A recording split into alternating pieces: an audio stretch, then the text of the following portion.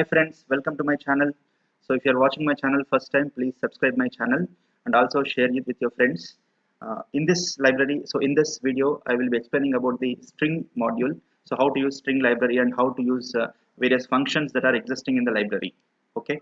Now, so this string library, if you want to import now, it's an inbuilt library, so no need to install it like other maybe like NumPy pandas. So here directly we can say import string. So this library will be loaded now. So now we have different functions in this library such that we can access all set of characters that are involved in a Python string. Okay, so first for let us see the first one. So first one is like string dot ASCII ASCII underscore letters. Okay, if I use this, then see it is giving all letters, all kind of alphabets that we can use in the Python string. So it consists of a lowercase alphabets from A to Z and also the uppercase alphabets from the A to Z. So this is how generally it will happens. Okay, now similarly the other function that we have is string dot ASCII underscore lowercase. Now I want to get only lowercase alphabets.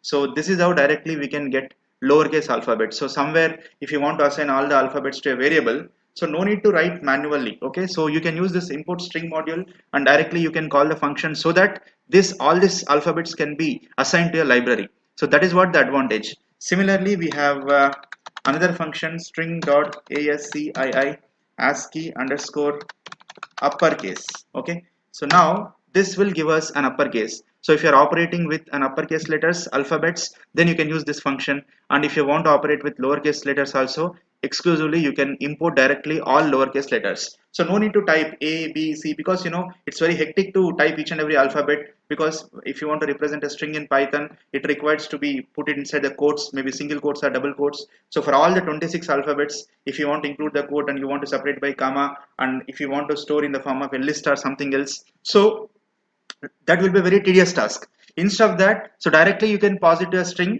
and if I want to store in a list, directly we can convert, because these things can be directly saved in a variable.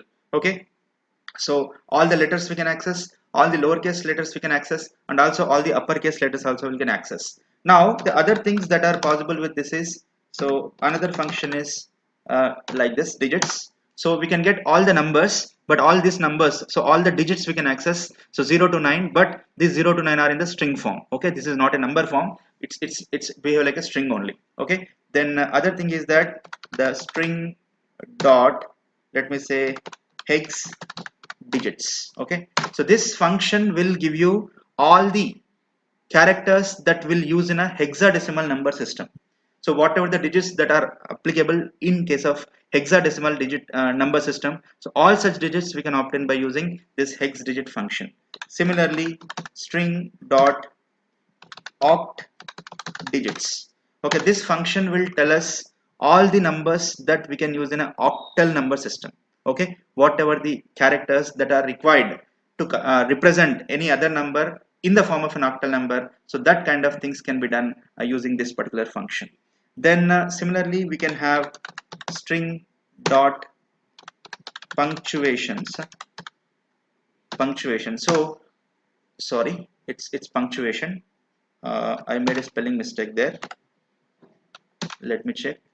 String dot punctuation, so it gives all the characters, all the special characters, so that we can use like symbol, asterisk, star, ash, and everything, plus minus, so various symbols which are available. So all the things, all the characters related to punctuations can be accessible using this punctuations. Similarly, if I want to get all these entities, that is also possible. So string dot, I can say, printable, so all the printable things, so it includes digits, numbers, it includes lowercase alphabets, it includes uppercase alphabets, and also it includes all the punctuation marks, and also it includes all the characters related to spaces. Okay, so the other one is string dot white spaces. Okay, white spaces. Okay, so I can say white space. So now these are the characters, you know, slash t stands for a tab space, slash n stands for a new line, slash r will remove the spaces like this. Okay, so that's how generally, so we can access all these things. So let's see, for example, I want to operate with all alphabets. No, so simply what I can say is, so I'll say x equal to string dot ASCII underscore lowercase. Okay, if I do this, now x will be like this. Now what I can do, y equal to list of x. Okay, if I say y, now you see, now you can easily iterate this particular alphabets.